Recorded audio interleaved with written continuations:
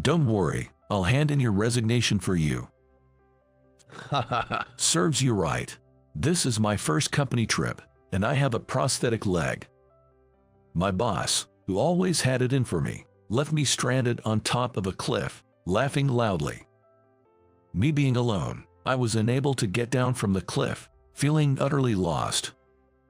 But he didn't realize that this would turn into a major event that would greatly impact his own life. And I too would have never imagined that it would change my life for the better. I'm John. I'm a 30-year-old office worker at a video game production company. While I may sound like an ordinary member of society, there's something about me that's a bit different. I live my life with a prosthetic leg. In middle school, I was involved in a traffic accident, which led to the amputation of my leg. I had pushed a girl who was walking ahead of me out of the way of an oncoming vehicle, which ended up hitting me instead. I remember being thanked profusely by her parents, to the point of feeling apologetic myself, as she also sustained severe leg injuries at that time, but had I not pushed her out of the way, her life would have been in grave danger. However, because of my impulsive act to save her, I was forced into a wheelchair-bound life for a while. Even though I didn't regret saving her, seeing my parents cry over my lost leg sometimes made me wonder if I had made a mistake. But I couldn't have just stood by and watched the accident happen. If I were to face that situation again, I would do the same thing, I convinced myself.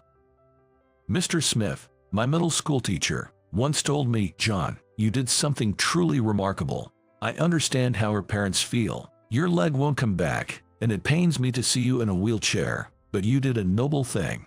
You saved a life. That's truly incredible. It's something that couldn't have been done without courage. Be proud of yourself. Give yourself a lot of credit." His words made me happy. I hadn't made a mistake. I had done the right thing. With those words in my heart, I managed to get through the rest of middle school without giving up. When I was a bit into high school, my mom called me one day, saying, "John, there's something I want to talk to you about." She showed me several documents. "What are these?" "They are brochures from companies that make prosthetic legs. I've picked out a few."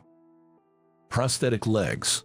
Yes, life in a wheelchair can be inconvenient in many ways. With a prosthetic leg, though it will be tough to get used to, you could do a lot more. What do you think?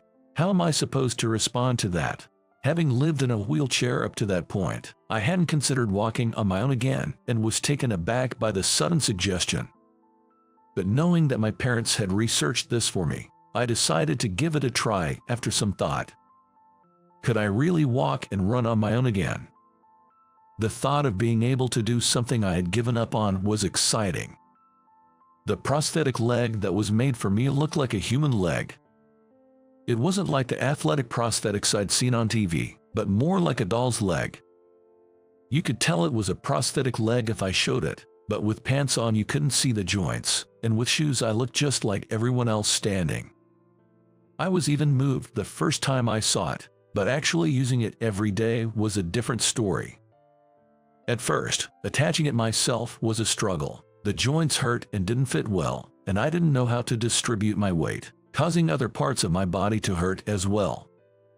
Having lost muscle from living in a wheelchair, walking for long periods of time was difficult, and adapting to the prosthetic leg was so hard that I considered giving up several times. But when I stood up again and saw my parents crying, I couldn't give up. High school life was limited due to my prosthetic leg, but I put extra effort into things I could do without using my leg.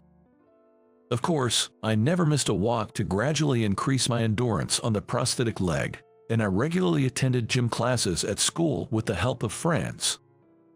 By the time I got to college, I had gotten used to the prosthetic leg and could walk for long periods without looking any different from an able-bodied person.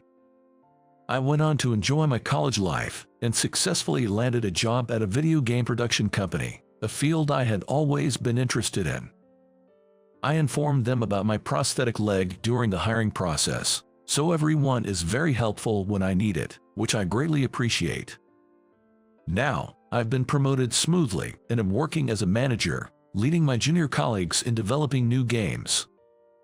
John, a colleague, called out. Jess, what's up? I have a personal matter I'd like to discuss with you. Can I join you for lunch today? Sure, but are you sure you want me as your confidant? Of course, I really want to talk to you, John. All right, let's do lunch today. Thank you so much. I could tell my junior colleagues regularly confide in me and rely on me for work, which shows their affection.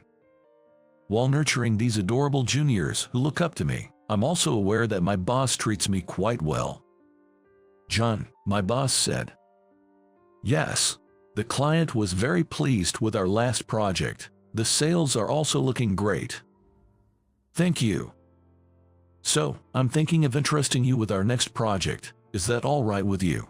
Yes, of course. I'll do my best. Thank you.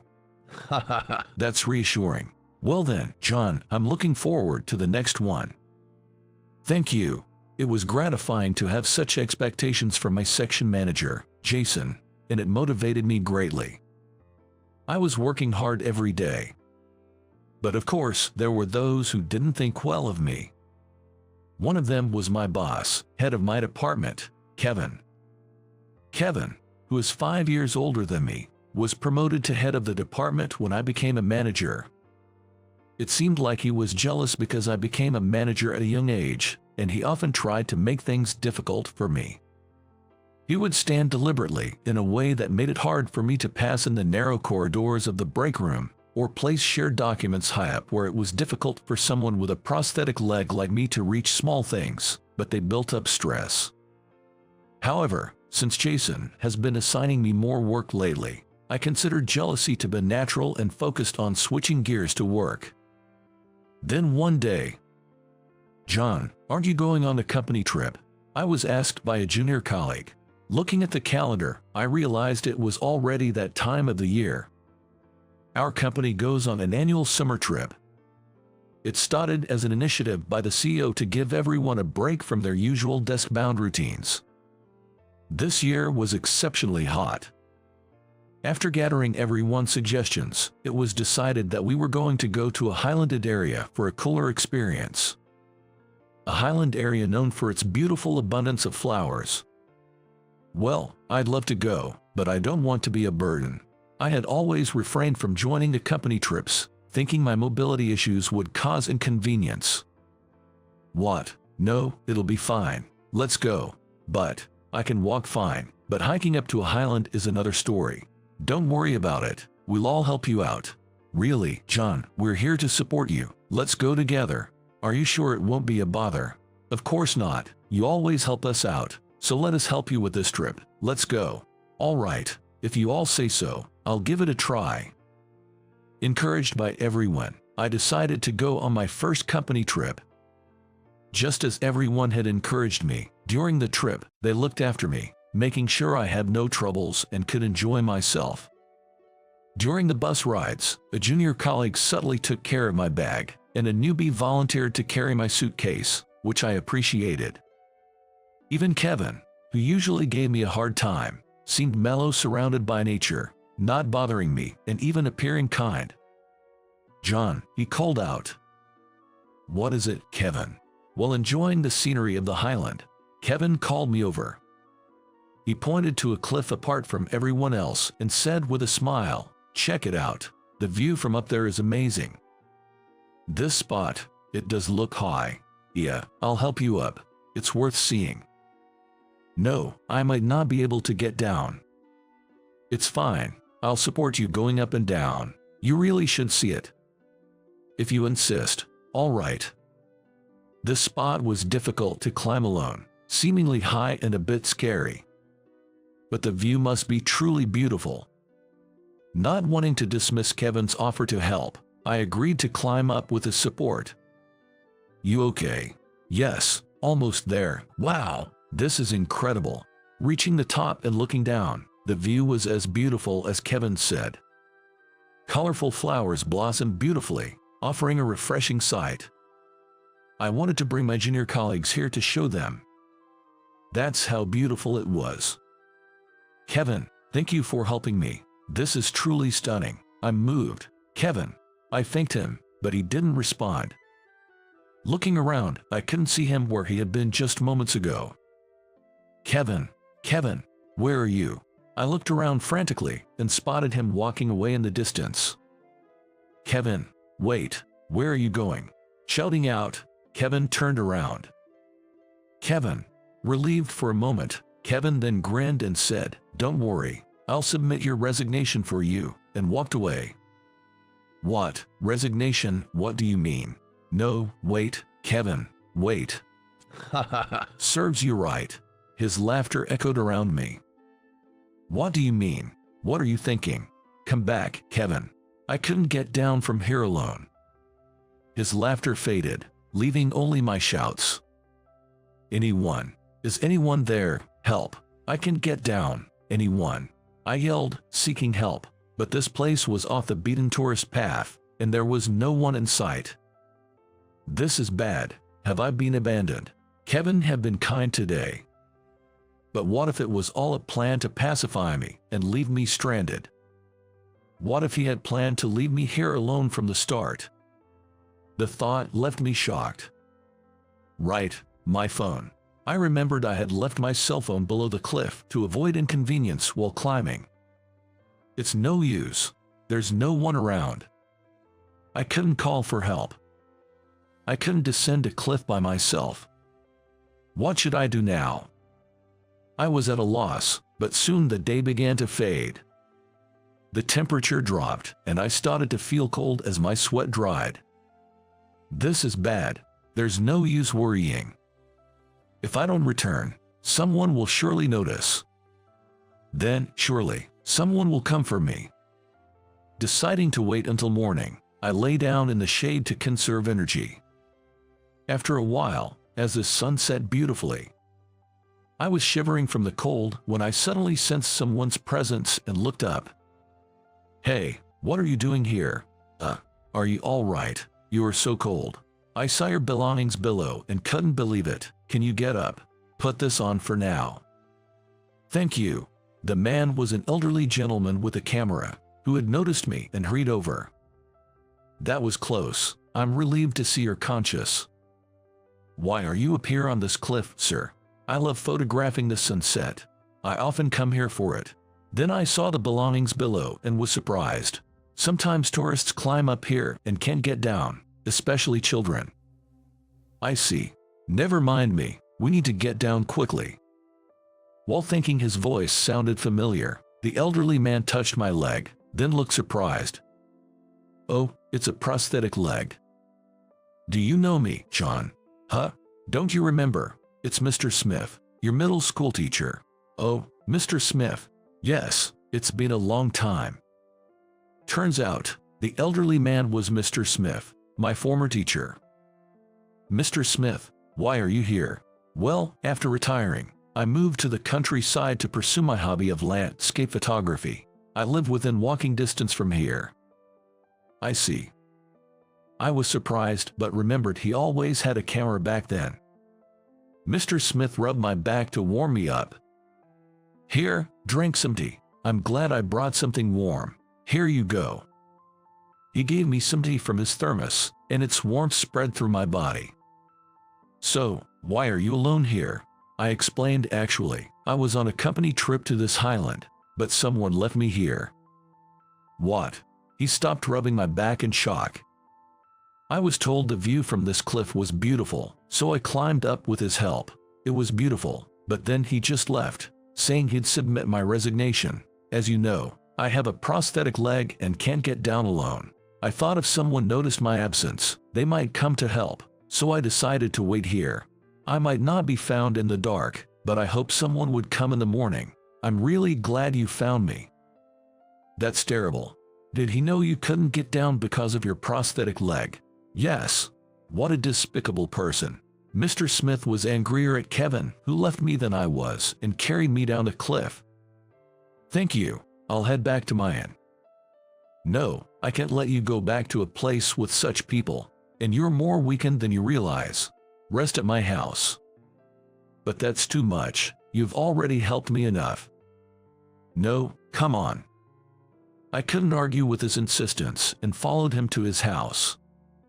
Oh my, what happened? This is my former student. He needs to rest right away. He's very cold. Could you prepare something warm? That's terrible. I'll bring a blanket right now. Ah, thank you. Mr. Smith's wife, perhaps, a sophisticated-looking lady, hurriedly brought me a blanket upon seeing me.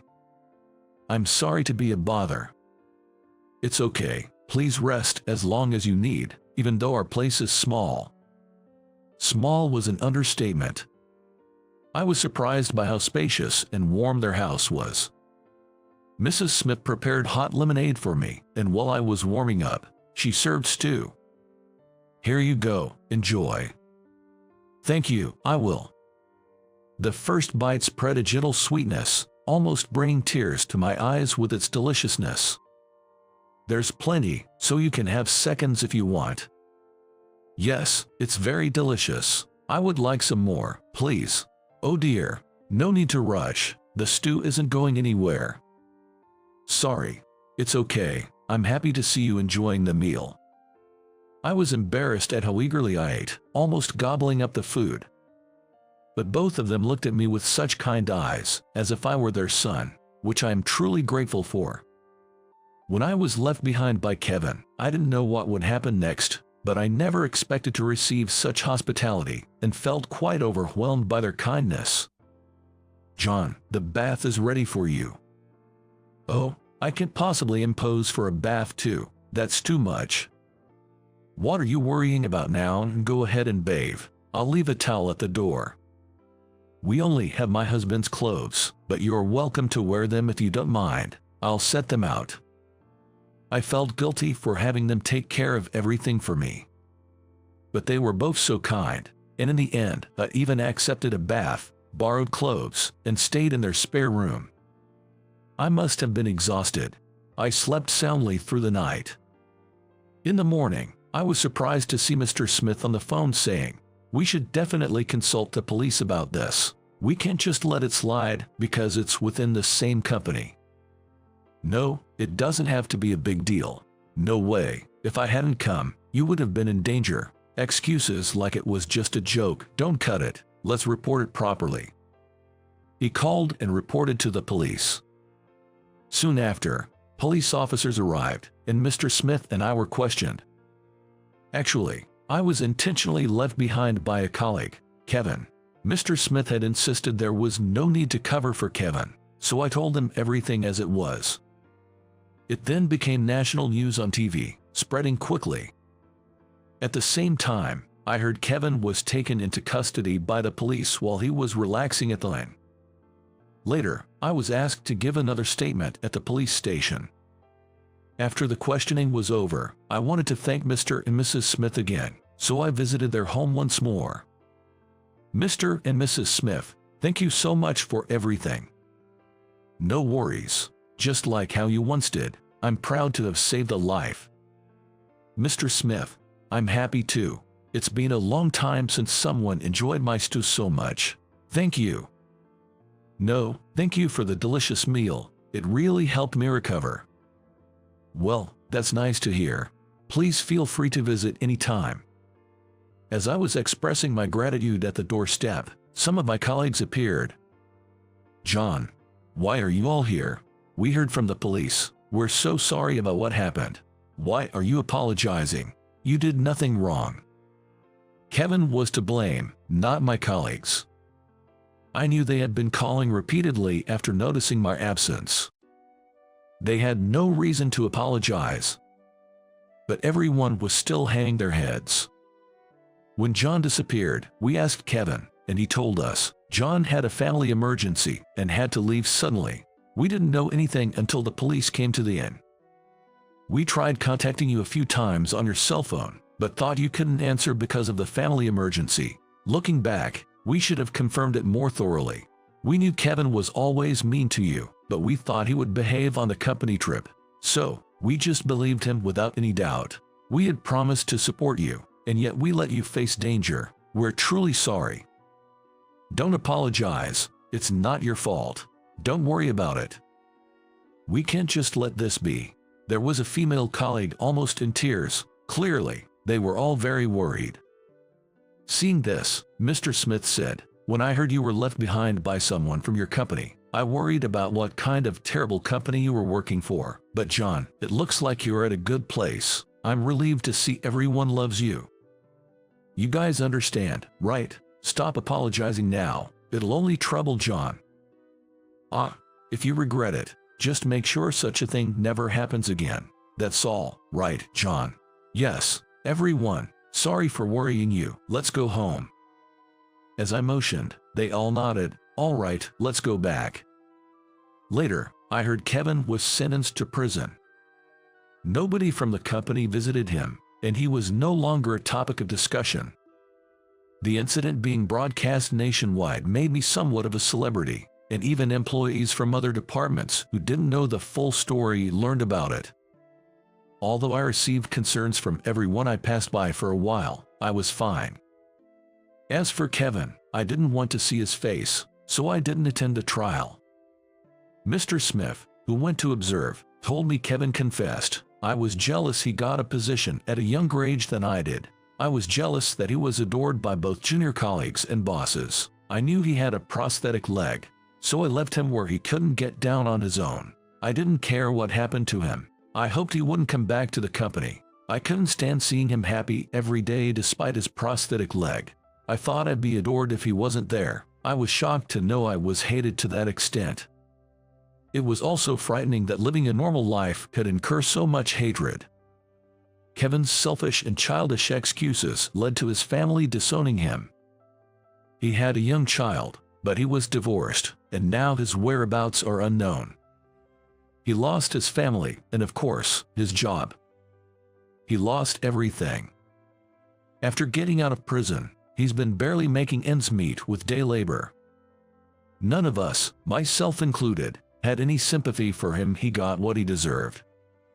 Afterward, I threw myself into the new project assigned by Jason. The game we created was a huge hit. Acknowledged for my contribution, I became a manager and then the youngest department head in the company. I was the most surprised at my promotion but wanted to give my all since I was entrusted with it. In my first executive meeting as a department head, I gathered my courage and said, "I have a suggestion to make. How about we put more effort into hiring employees with disabilities?" Actually, many people with disabilities have put in a lot of effort to live in a society designed for able-bodied people. As a result, there are many highly capable individuals who can surely contribute to our company.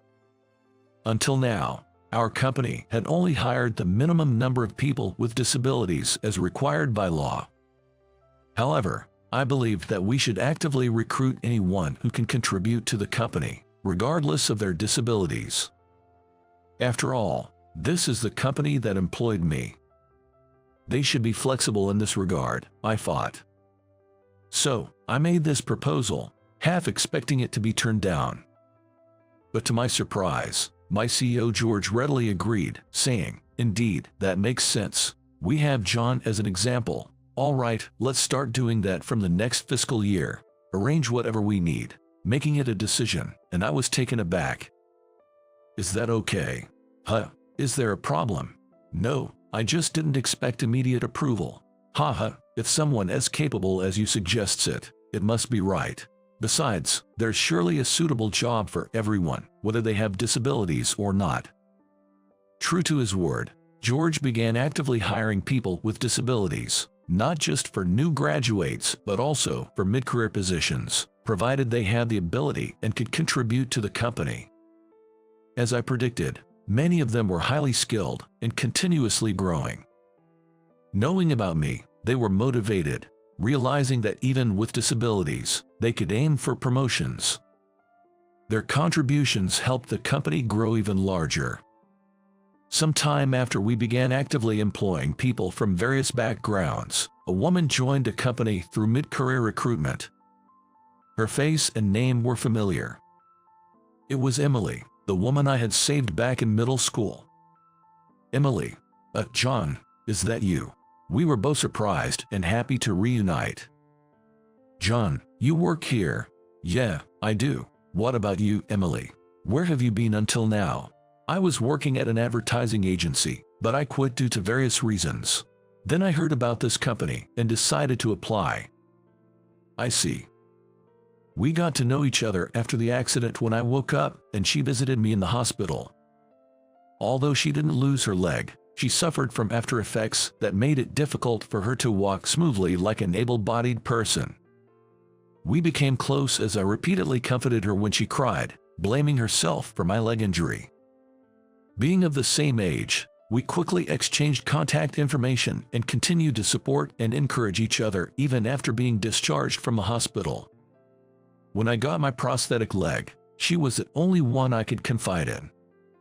We kept in touch regularly until graduation, but became a bit distant once we started working due to our busy lives. I'm glad we met again. You look well. Thank you, I'm happy to see you too. Her facial expression was brighter compared to the past. That made me happy too. And then surprisingly, Emily and I started dating. I didn't know it, but she always had feelings for me. I told her I didn't want to burden her with my prosthetic leg, and if she was doing this out of guilt, she should stop. But she said, maybe at first, but now it's different. I genuinely like you, John. Could any man not be moved by those words? I too had secretly harbored feelings for her, and they reignited. Things progressed quickly, and we started dating. We ended up working in the same department, and while working together, we went on dates to barrier-free restaurants and tourist spots in our private time. Having already met each other's parents, they were all tearfully happy about our relationship. Next month, we'll start living together in a barrier-free house, and I'm looking forward to our future. Whether someone has a disability or not doesn't change their worth as a person. What's important is their character and attitude. There's no need to envy someone else's achievements. It doesn't matter who they are. Just focus on doing what you can. Living honestly will eventually be recognized by those around you. Here you go, John. Here's your lunch for today.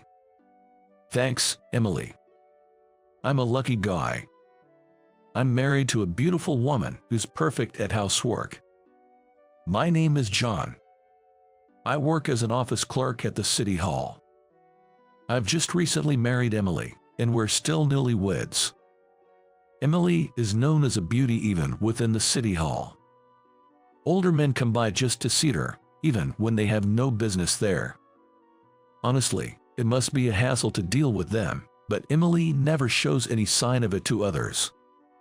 Maybe it's her kind nature that attracted me to her. At our wedding, my colleagues were envious of me for marrying Emily. Even after marriage, Emily's cooking is excellent, and her homemade lunches are perfect. They are both visually appealing and nutritious. Hey, John, did you know? Our neighbors call us the ideal couple. Seeing Emily smile like that makes my smile even wider.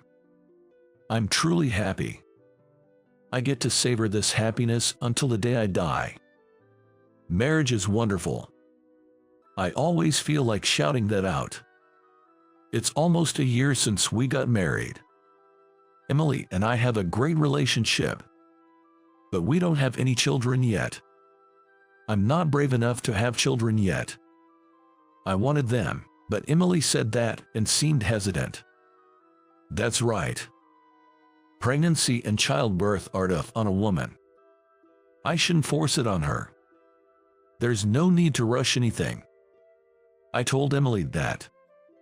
I was busy with work and wanted more time with Emily. Since we hadn't been able to travel much since our marriage, I was trying hard to make time for a trip. You don't have to overdo it for me. Let's go when we have the time. Besides, I'm happy just living with you, John. Emily said that with a smile. She's such a kind wife. Even though she's a full-time homemaker, she always wears makeup, smells of nice perfume, and is as beautiful as when we were dating. So, to make her a bit happier, I was preparing a surprise overseas trip for our first anniversary.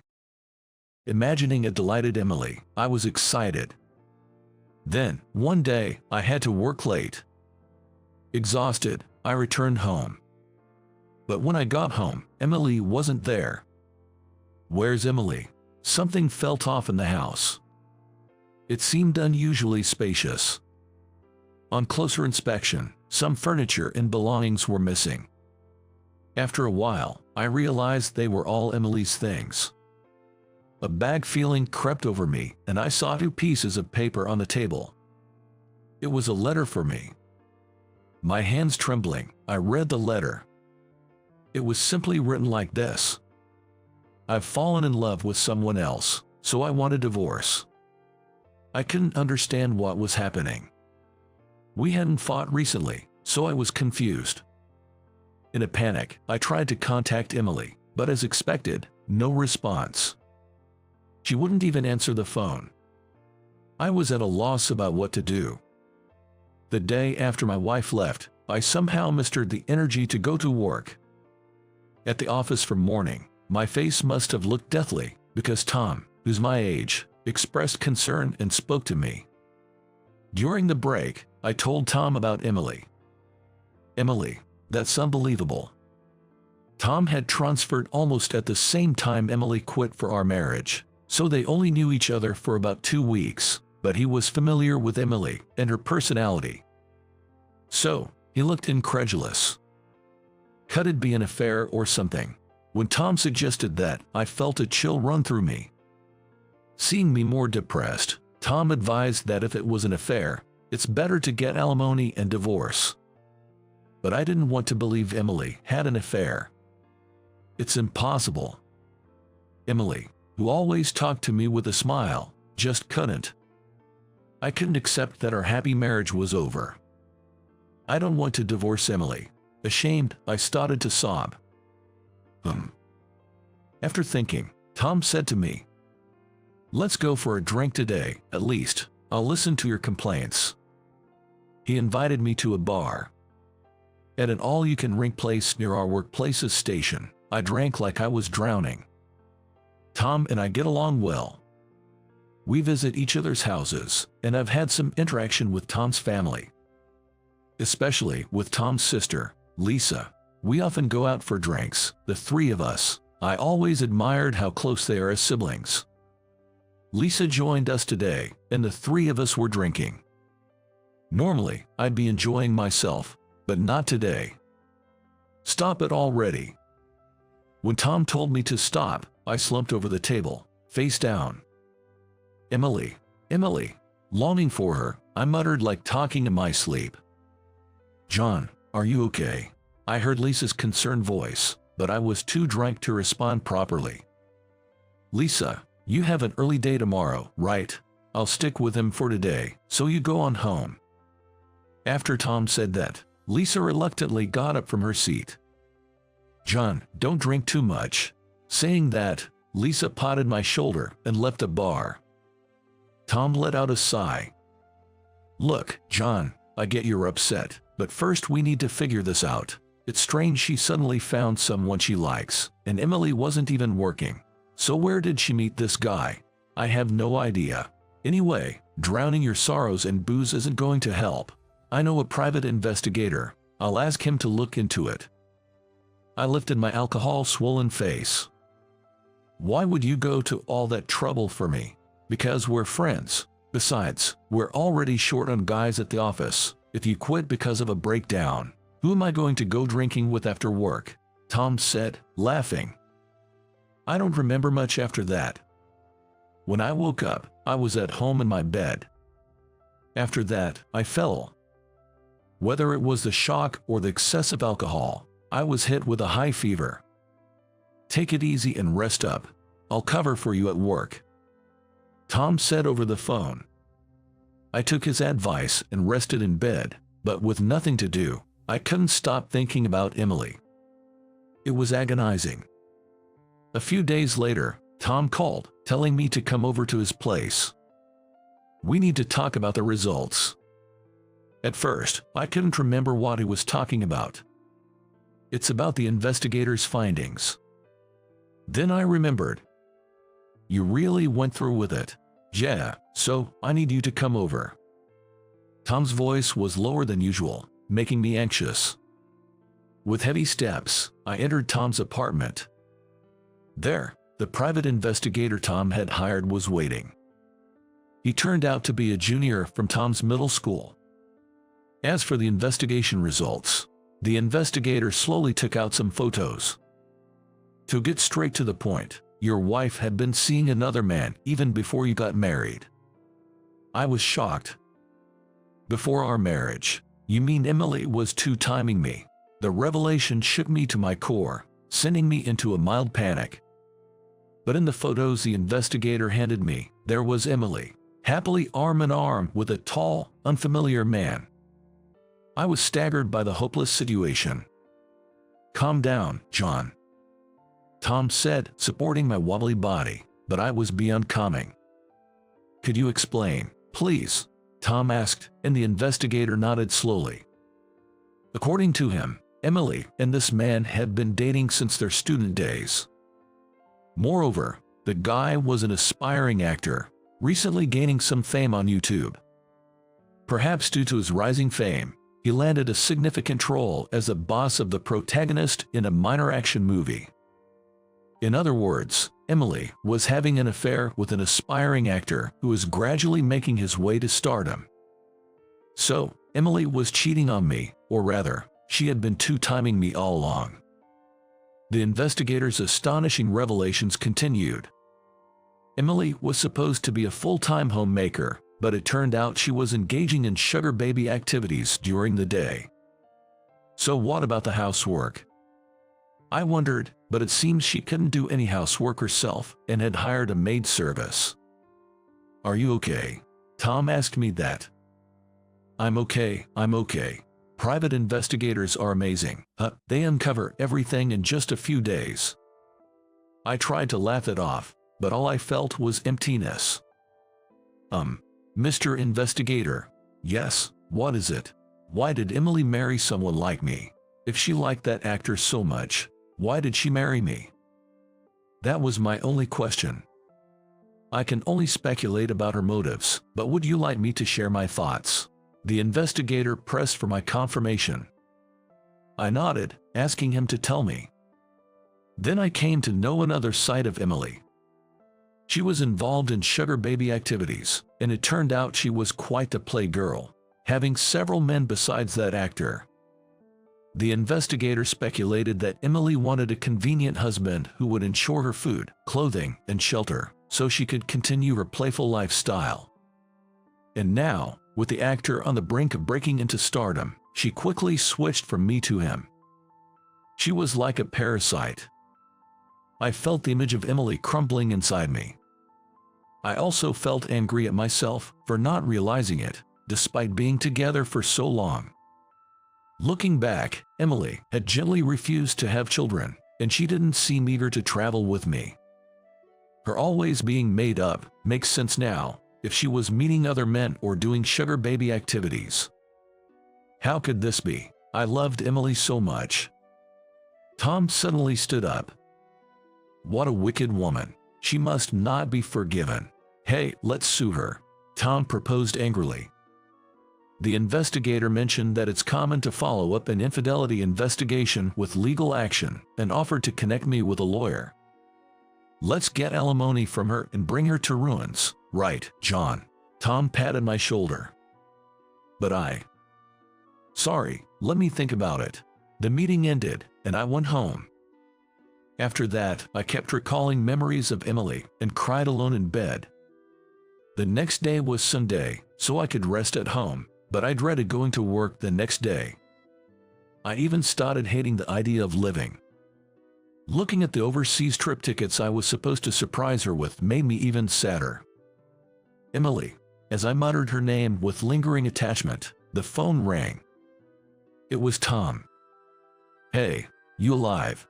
Tom laughed cheerfully when I answered. I wish I were dead. I laughed through my nose and said it jokingly. Don't die over a woman like that. I know, but I could only respond weakly. Despite everything you've done for her, Emily choosing that actor over you shows she's a fool. Tom said with a helpless chuckle. His words released something inside me. I vented all my feelings about Emily to Tom. I was furious to know she had cheated on me. My blood was boiling. But I was happy to be married to Emily. It was because of Emily that I could work so hard. Emily's cooking was delicious. I wanted children with Emily. I wanted her to be with me forever. Tom silently listened as I cried and shouted out my feelings. After I had poured out my heart, Tom said to me, "You are truly kind." Kind, I'm just a fool. That's not true. I self-deprecated, but Tom reassured me. Do you remember when I first got assigned to our current workplace, you stayed up late helping me, a newbie who didn't know anything, with training? I remember, but that was a huge help for me. Do you know why I transferred from my previous department? Then, Tom opened up about his struggles in his previous department, including being harassed by a superior. I never imagined that the always cheerful Tom had gone through such things in his previous department. That's why I was really scared when I came here. I was afraid of being yelled at again. But everyone here was so kind. And because I met you, I managed to make it this far. Tom said this with a shy smile. So, when I heard you were getting married, I was happy for you. I wanted to support you. That's why I can forgive Emily for hurting you, a kind person. So, Tom continued. If it means you'll get crushed by her worries, let's make Emily face the consequences. You have the right to do that. I'll help you. Hearing all this, I finally found the courage to let go of my lingering feelings for Emily. Thank you, Tom. Emily, I loved you, but I need to settle this. Then I decided to take alimony and pursue a divorce. Of course, I also sued her lover for alimony. Once I made that decision, my feelings for Emily completely vanished, and I even started to feel angry, wanting to thoroughly go through with the lawsuit. So, I even contacted the talent agency. The agency, concerned about their image, suspended the lover and put his activities on indefinite hold. Naturally, he lost his big role. On YouTube, his account disappeared one day without an apology video. As I was thinking serves him right, I got a call from a certain person. Yes, it was Emily. Hearing her voice after such a long time was shocking. The calm demeanor she showed me was gone, replaced by a torrent of slander and insults. However, I stood firm. If she had more complaints, I told her we could settle it in court, and Emily hung up the phone bitterly. This was truly the end. I felt completely resolved and grateful to my supportive friend. Months passed since that day. I was drinking with Tom and his sister, Lisa, at the same bar. Somehow, I felt happiest when I was with these two. Suddenly, I took out the overseas trip tickets from my bag. These were originally for my ex-wife, but I want you two to have them. I handed a pair of tickets to Tom as a gesture of gratitude. Hey, isn't this a place you'd go with a lover? Tom said, looking troubled. Can I really take this? Lisa asked, surprised and repeatedly questioning. Jer, take it. Go and enjoy yourselves, you two. That's a no from me. Tom said, handing one ticket back to me. And he placed the other one in Lisa's palm. You guys should go, he said with a grin. What? Both Lisa and I said in unison, standing up. No, but, I mean, Lisa would be bothered. Me and her. I stammered, glancing towards Lisa. Lisa, flustered, looked down. Well, if John doesn't mind, I'd like to go, maybe, she said, her face turning bright red. I felt my body heat up too. Oh no, my heart is pounding. At this moment, I was unaware that a new love was beginning to blossom within me. Excuse me, but I will be resigning from the company. The words of my colleague, Noah, echoed across the floor. I was staring intently at him. In my field of vision was Noah submitting his resignation letter to James. At that sight, my mind went blank in an instant. What on earth happened to Noah? I never thought he would leave the company. My name is Robert. I'm just an ordinary office worker in a small company in a rural town. Noah, he was my peer and one of the top salesmen in our company. His sudden decision to quit sent shockwaves through the office. Wait a minute, Noah. Just the other day, you were talking about wanting to land more contracts for our company. James's voice, trying to stop him, was unusually loud. I'm sorry, but I can no longer do that. What happened? Were you poached by another company? No, my father became bedridden, and now I have to take over his business. That's a big deal. I guess I can hold you back then. After that, James and Noah talked about various things. But my head was so full of the fact that Noah was leaving that I couldn't eavesdrop on their conversation anymore. I met Noah a few years ago at our company's orientation. After the president's long speech, Noah, representing the new employees, started saying something like this. Everyone, I look forward to working with you for the year. The president's speech was quite lengthy, so I'll keep this short. We thought Noah would get a scolding from the upper management for this speech, but that's a great speech that really understands the needs of the employees. Noah was praised by the president himself. After that, he smoothly navigated his way through the company, becoming a trusted and capable worker. I got close to Noah when I upset a client during a sales meeting. At that time, Noah came to my rescue, defending me from the angry client. When I thanked Noah with a thank you, he laughed and said, "It's mutual, isn't it?" Since then, I started consulting Noah whenever I had a problem at work. And now, Noah is leaving the company due to unavoidable family circumstances. While I understood, I couldn't help but worry about the future of our department. More than half of our department's performance relied on Noah's work. Without him, I wondered who I could turn to for advice. Noah was that important, not just to the company, but to me personally. A few months passed. We're managing somehow even without our ace. Even after Noah left, our department was doing okay. Our performance dipped a bit, but James is rallying everyone, boosting morale and saying we can't let it stay this way. James's go-to phrase is, "Come on, if we can handle even this, Noah will laugh at us." He always used to say that. Every time I heard those words, I thought about how much James cared for Noah. It reminded me of how important Noah was to our department. Would be nice if he were here. Whenever there was a big issue, someone would murmur something like that. As much as everyone missed Noah, I found myself wondering, I wonder how he's doing now. It was a daily reminder of how much we all relied on Noah. One day, after finishing overtime, I got home late at night. To my surprise, I received a message on my cell phone from Noah. The message was a catch-up after a long time, telling me he's somehow getting by. But something about it felt off to me. After all, it had been 6 months since Noah left, and I hadn't heard anything from him personally.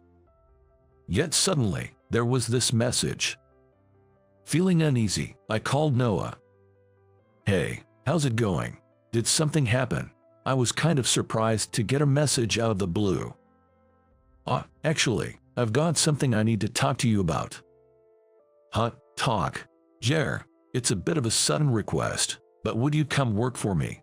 Well, at your company, Noah, we're having a tough time settling on a salesperson. I've reached out to other colleagues too, but they all turned me down. So I'm just a backup. A strange anger wells up inside me. I don't know why it irritates me so much that Noah didn't rely on me first. So, what are the terms? You'll consider it. Depends on the offer. I don't want to step down from my current job, and please, no sudden retraction of the offer. I get it.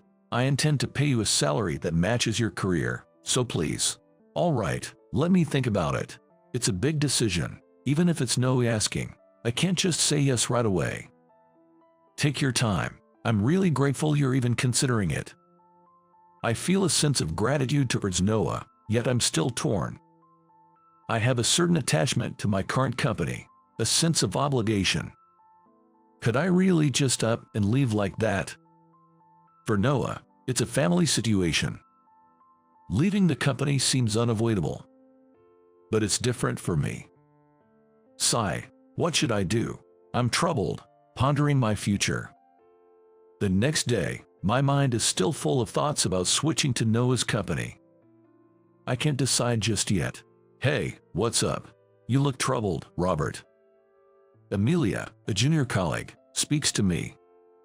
She's friendly and calls me senior, but she's like the office idol here. Just talking to her draws the ire of her fans, who then secretly harass me. So I usually keep my distance from her. Just some personal worries. Could it be about Noah? Huh? I just noticed you've been thinking a lot about Noah lately. I stared at her, surprised. How did she know about that? Sure, I've been worried about Noah, but I didn't expect anyone to notice. How did you figure that out? I overheard people in the department talking about Noah reaching out and how it's been a hassle. I wondered if you were involved too. Oh, I see. Her words make sense. Apparently, my colleagues are annoyed about being recruited by Noah and have been talking about it. Noah must have his reasons. I wish they wouldn't badmouth him like this. Did he approach you too? Yeah, kind of. It feels like he's asking me as a last resort since others have declined. That doesn't sound like Noah. Amelia's remark makes me pause. Indeed, why would Noah specifically reach out to former colleagues like this? He could easily find people through job agencies or local industry contacts. I wonder if there's a reason he's targeting people from this company. That's a bit concerning. We exchanged glances, both puzzled. But then, an unexpected disaster was about to strike. Sorry, but could you quit your job for Noah's sake? Oh, what are you talking about? This happened when I was called over to James's desk. You know Noah is in a tough spot, right? I want to support him, but I can't leave this company.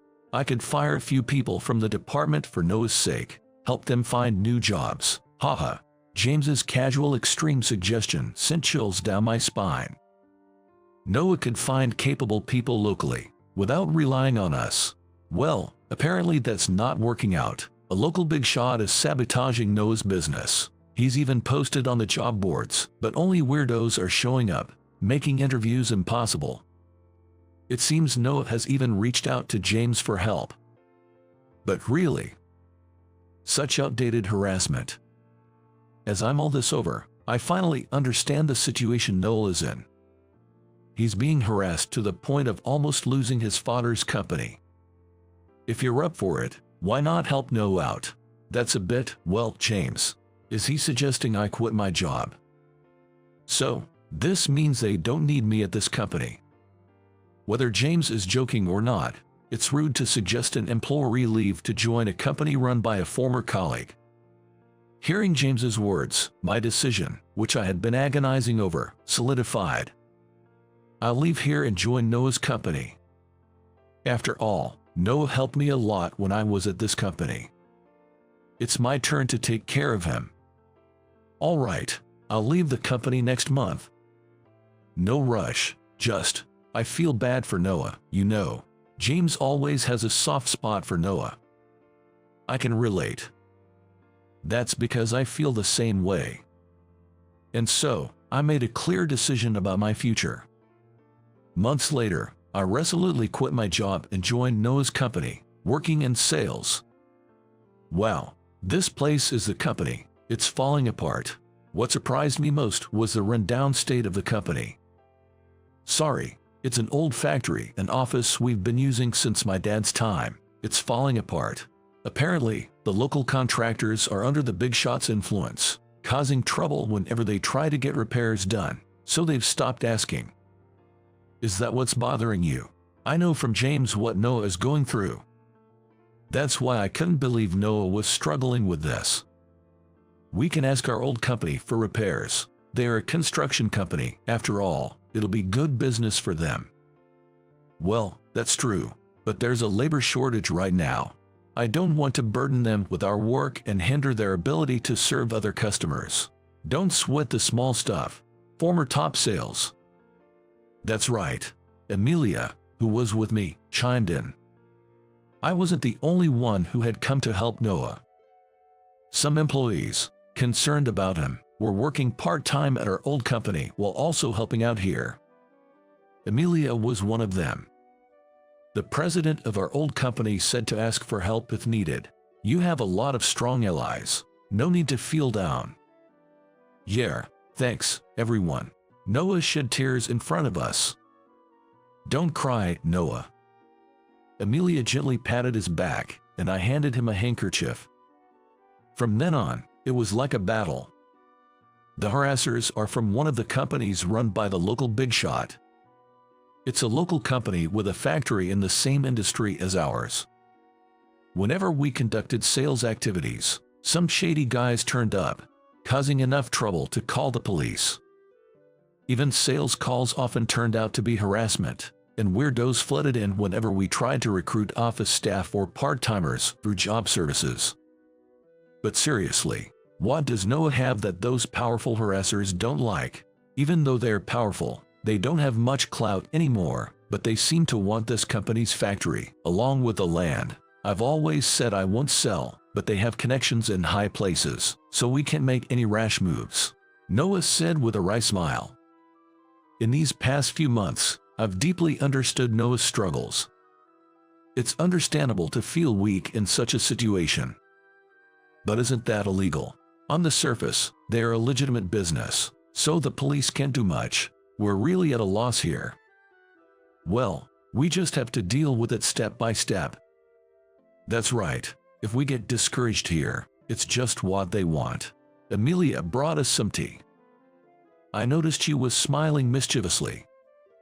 What's up? That weird smile is kinda creepy. Didn't James contact you? Something big must be happening. Something big. I didn't understand the meaning of Amelia's words at the time. And then, it happened the next day. It seems the company which harassing us will soon be investigated for tax evasion. Apparently, there was a whistleblower. Later, we found out that the informant was James from our old company. Apparently, James's wife's friend worked part-time at that harassing company. One day, she saw documents showing the sales hours and revenue figures were being underreported. By chance, James's wife was consulted about it, and she informed James, who then reported it to the tax authorities. Such a terrible and malicious company. No doubt, a lot of their misdeeds would come to light. That company and the related big shot are finished. I never imagined that the company would come to such an abrupt end. But now we can work freely, that's great. Finally, we can settle down and focus on work, and maybe even step up our romance game. What do you mean? Amelia's words caught my attention, and I asked her. What do you think about a woman who follows the guy she likes to his workplace? The office idol asked with a beautiful, meaningful smile. What's that all about? You'll have to figure that out yourself. No couples have married from the workplace yet, but we might soon have our first one from our company. Noah, watching us, smiled contentedly. Seeing Noah smile so happily made me smile too. You haven't smiled like that in a while. Seeing him like that, I renewed my resolve to work hard at this company for Noah's sake. I'll be going back to my parents' place tomorrow, she told me, leaving me with nothing to do but sigh. Over 30 and anxious to get married, I ended up with a woman who was dazzled by my career at a major corporation. So, when she found out I got laid off, she quickly brought up divorce. Can you even manage at your parents' place? It's fine. It's a proper place, unlike here, she said, packing her things and leaving. Apparently, our home wasn't proper enough for her. Is this what happens when you get laid off from a big company? I sighed again, looking at the empty entrance. A few months later, I was in a corner of a mixed-use building. "Mike, after you finish that hallway, can you take care of the restroom upstairs?" "Sure, got it." Finding a job was tough after the layoff. Being from a big company, I'd passed the paperwork but come off too strong in interviews, making the interviewers frown. I guess I was hard to employ. No company seemed willing to hire me. During my job hunt, the local job center suggested a cleaning company. Luckily, I got the job and successfully switched careers. Now, I'm on site training. Of course, cleaning is new to me, and I spend most days getting yelled at. Man, cleaning's tougher than I thought. Maybe it's not for me, but I gotta work to eat. I muttered, smoking on the rooftop during a break. That's when I saw a little girl crouching by the roadside. "What's going on?" I was wide-eyed with shock. That girl seemed off. She didn't move an inch. I still have time during my lunch break. So, I ran down the stairs to check on her. "Hey, are you okay?" When I went to see her and spoke to her, she turned her pale face towards me. She might be around 10 years old. "What's a little girl doing here?" "I'm sorry, my stomach hurts a bit." "Wow, that's tough. Were you heading home early from school?" She shook her head at my question. "Well, I have to buy lunch for everyone." Saying that, the girl took out her trembling hand with a wallet. She showed me a note inside her wallet. "What's this?" It had a list of foods like hamburgers and sandwiches written in a child's handwriting. "I have to buy what everyone wants to eat, or else I'll be left out again." What, really? I realized what she was doing from her words. Seems like her classmates had sent her to buy lunch. That's almost like bullying. "Young lady, forget the shopping, let's go home now. You're pale as a ghost." What should I do? She swayed right in front of me. "Are you okay?" I supported her, holding her up. I needed to protect her without looking suspicious. "Then, I'll call your school, so tell me the phone number."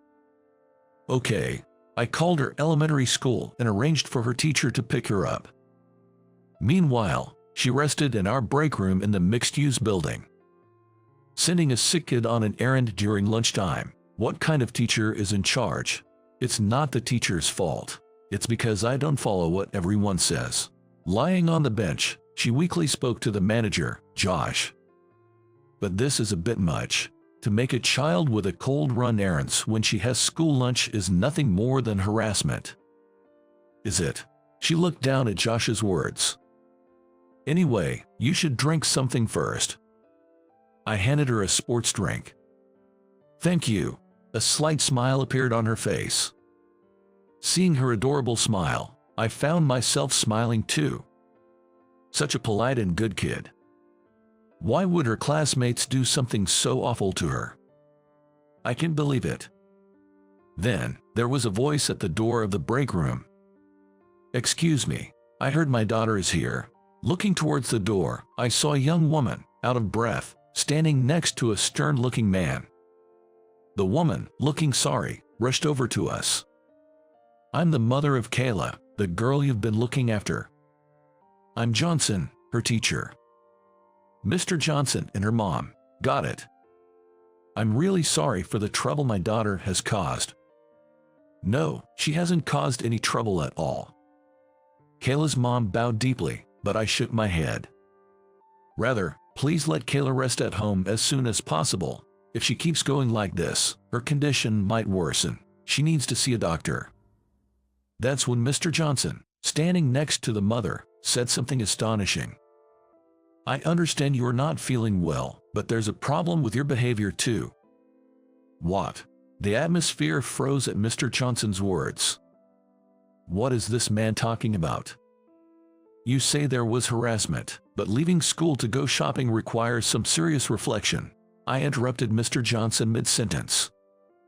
Are you even fit to be a teacher? What's wrong with you? I'm just stating the obvious. Don't you feel anything for this girl, who's been bullied into shopping by her classmates? Are you out of your mind? Are you even a teacher? Manager Josh backed me up. Mr. Johnson glared at me angrily and continued. Normally, you should refuse. If you can't do that, doesn't it reflect a lack of home training? Is it my fault? For some reason, Mr. Johnson turned his gaze to Kayla's mother and said that it's not my mom's fault. Kayla, who had been lying down, suddenly sat up and glared at Mr. Johnson. What's that attitude towards your teacher? Everyone told me. They said my mom's school lunches taste bad, so I should bring tasty stuff from the convenience store. If not, they'd tell Mr. Johnson and get my mom fired from the lunch diner. That's terrible. Is that true? Kayla's mother looked shocked, staring at her daughter. Even Mr. Johnson seemed surprised by this revelation and started asking Kayla for more details. What do you mean by that? I've been told for a long time by the kids in my class. They say my house is a poor single-parent home with a mom who makes lousy school lunches. They don't want to hang out with me because they think poverty is contagious. So, might that be a misunderstanding? Kayla, when I heard about this earlier and checked with the students, they said that wasn't true. Of course, they wouldn't admit it. Kayla glared at Mr. Johnson through her tears. Well, that may be, but Mr. Johnson was flustered and fell silent. We'll be leaving for today. I will report this bullying incident to the school. Kayla's mother, who had been watching, said this to Mr. Johnson. He looked surprised, staring at the girl's mother. The mother turned away from Mr. Johnson's gaze and said to Kayla, Let's go, Kayla. We've caused a lot of trouble. I'm very sorry. Thank you, sirs. Kayla and her mother bowed to us and left the break room. The problem was, Mr. Johnson, the teacher, just stood there watching the mother and daughter, saying nothing. Aren't you going back to the school, Mr. Johnson? Yes, I will return, but there are things I want to think about. Mr. Johnson stood there stunned, tears welling up in his eyes. I'm not in a position to say this, but I think what you just said is the worst thing I've ever heard from a teacher. When I said that, Mr. Johnson's tears started to flow uncontrollably. I felt sorry for him, even though I thought it was pathetic. Well, life doesn't always go as planned, you know. I patted Mr. Johnson on the shoulder. Then, Mr. Johnson turned his tear-stained face to me and said, I'm sorry, but do you have time to meet soon? A few days later, Mr. Johnson and I were sitting together in a pub. I thought I was doing all right, but realizing that everything Kayla said was true, I didn't know what to do. Mr. Johnson said, his eyes brimming with tears again. Well, nobody expects a student they trust to lie, right? I listened as Mr. Johnson told me what happened next. It turned out that several kids in Mr. Johnson's class had been harassing Kayla. And to make matters worse, the ringleader was a top student, supposedly a good friend of Kayla's. The harassment started because a classmate's mom said, Kayla is from a poor single-parent home. She's not like our wealthy families. What a terrible thing to say, making such classist remarks. Mr. Johnson shook his head in dismay. People like that really make life difficult, saying such things. Even as a cleaner, I remembered being shouted at by businessmen. Move it, you're in the way. People always seem to be looking for someone they can consider beneath them. I remembered my boss David often saying. Then Mr. Johnson began to speak out of the blue. Thinking about what happened, I really feel terrible for Kayla's mom. But Mr. Johnson, you've reflected on your actions, right? And now you're actively working to solve the harassment issue, aren't you? Is there something else on your mind? I asked him, seeing the worried look on his face. Then Mr. Johnson, looking down, said, I've hardly had time to rethink my own words and actions. Maybe Mr. Johnson just didn't have an outlet. So, how about having a drink with me regularly? Really? Yeah, it's like a reflection session. We create a space to vent our weaker sides. Ah, I see. It's like counseling. Talking and being listened to. Reassessing oneself. Yeah, that might help me look at myself more calmly. Mr. Johnson said this with a relieved smile. Hearing him, I thought, This guy, once you talk to him, isn't so bad." I smiled back at him. From then on, Mr. Johnson and I started going out for drinks regularly. Mr. Johnson would talk about the kids' problems, and I'd let him hear my work complaints. Maybe because we both had a place to vent, our jobs started going surprisingly well. I became serious about my work and quickly got promoted to chief manager, taking over for Josh. Wow, that's amazing. "Jenna, so, how are things with Kayla's mom?" "Well, I'm transferring to a different school next year, and we've decided to get married around that time," Mr. Johnson shared, a bit shyly. Turns out, Mr. Johnson started dating Kayla's mom after all that. He had visited her home to apologize, shared his own experience of growing up in a single-parent home, talked about the individual meetings he held with each student, and reported back during homeroom discussions. Gradually, more kids began to side with Kayla, and the child who had been bullying her eventually transferred to another school. As he continued to share these updates, he regularly reported back, which eventually led to their relationship. "So, is Kayla okay with it?" "Yes, I'll work hard to be called Dad by her from next year." His face was beaming in a way that was unrecognizable from when I first met him. Then, cheers to Mr. Johnson, the soon-to-be dad. We clinked our beer glasses. Life has its ups and downs, but having friends to share complaints with can make a big difference. I look forward to continuing my friendship with Mr. Johnson as drinking buddies for a long time to come.